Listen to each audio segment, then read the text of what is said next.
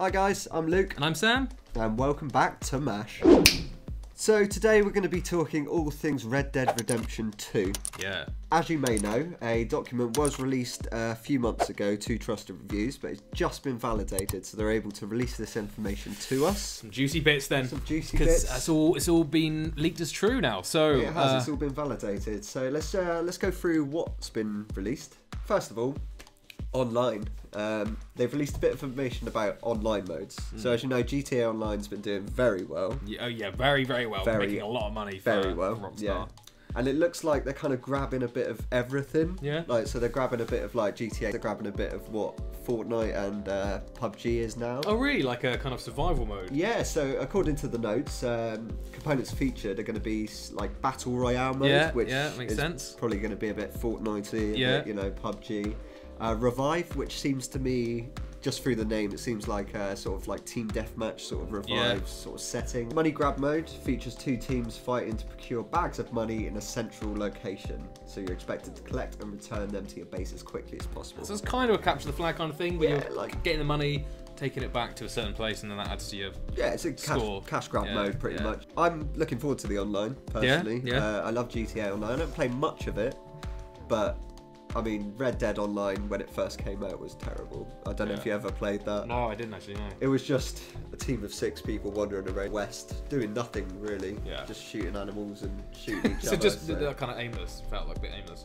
Yeah, it felt like no direction really. It was just here's your open world. And then GTA 5 kind of went, we're going to build on that. Yeah, well, they've done an amazing job with building a world there. As the memo stated, you're free to explore the open world and online. It will supposedly provide more depth than Rockstar's previous online efforts.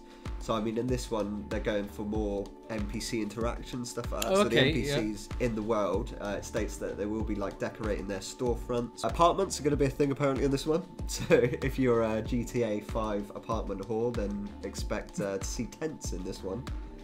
So you can like pimp out your tent. Yeah, pretty much. I'm not quite sure. Apartment. Yeah, I'm not quite sure how it's going to work in terms of that. Because the tent's not very big, so. Or glamorous. Yeah, so I doubt you'd get your £1 million tents and stuff like that. They probably won't be that much. But yeah, expect to see apartments and stuff you can do in there. Treasure hunts and death matches are included in the online apparently, so there'll be like spontaneous random events that pop up. So you'll get like a treasure over in the far corner of the land, go and pick it up, get a reward. That's cool. A random death match might occur during the online session, which would be quite fun. Also, there will be a companion app. If there's any of you app junkies out there. Have you ever used a game's companion app? Like obviously the Pip-Boy with Fallout, we had, there's a GTA 5 Funnily enough, the app. GTA 5 one was the only one I've ever used. iFruit. iFruit, which it was more controlling the dog. Yes, that was it. Control the dog on that one. Mini games. And mini games. Yeah, you of course on this one you'll get mini games and stuff like that as well. Poker mini games, which is a big thing in Red Dead. Yeah, of course. Yeah, the original. Gambling.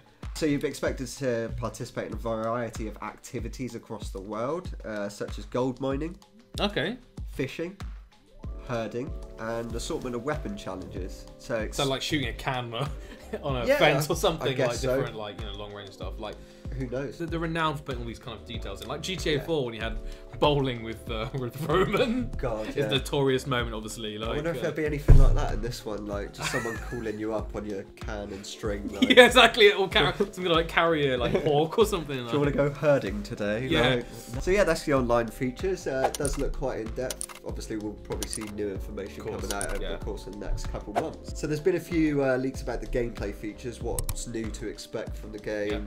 What sort of new features they got, new missions, stuff like that. So throughout the world, you'll unlock several different locations: Armadillo and Ridgewood, which were from the first one. Yeah. As you should know, it's just an expanded map of the first. Kind of like the GTA games always expand on their maps as well. So you have like Liberty City or exactly. So you'll have a bigger area to explore in this one. There's a few more stores that have been added. So obviously you get your gunsmith, you get your regular general stores where you buy all your crap pretty much. Yeah, or your food and whatever else. Items and. Yeah, pretty much. And gunsmiths, which seemed quite interesting in this one.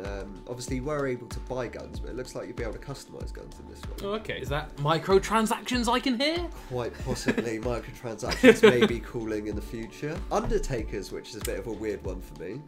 I'm not quite sure how they're going to... How that'll fit in, yeah. Like whether you... I don't know how that's going to work, really. There's no information about this, so it seems a bit of a strange thing to put in. Is that kind of like the hospital.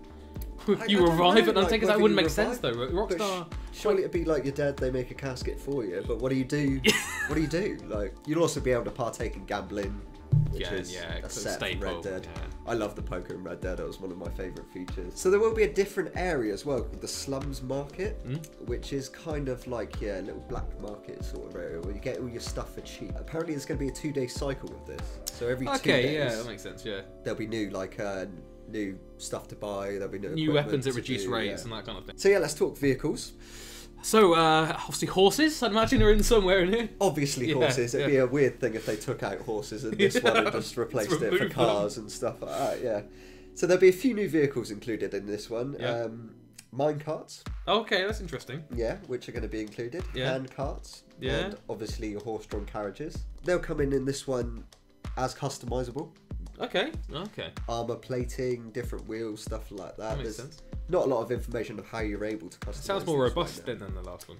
Another one here, railway trains. Yeah, good. Which- Because that was a fun part of the other one. Part of the last one. They're going to be beefed up a bit more in this one, so you'll actually be able to use them as transport, which is quick transport. So if you're stuck on one side of the map, Of course, because last time, obviously, you could hop on a train, like basically mug people, do train robbery. Yeah. But you couldn't actually use them for fast travel unless, obviously, you just waited on the train precisely, until yeah, you get and there. it took like half hour to get to the other Yeah, side. yeah. On the trains themselves, it's going to be a lot more in depth. So there'll be a few NPCs on there that will give out missions. Apparently, you're able to customize it in a little way, which leads me to believe that it's going to be your personal train, maybe. Maybe. There's not a lot of information about the solo campaign which they've released because I don't think they want to spoil. It's just fair enough as well, you know. It's... Yeah, I mean, features are always, you know, it's not really a spoiler to know about games features, but knowing the actual plot line, like if you don't know the twist or like the kind of end game section of the last Red Dead, that's a big change. That's a big such change. Spoiler, yeah.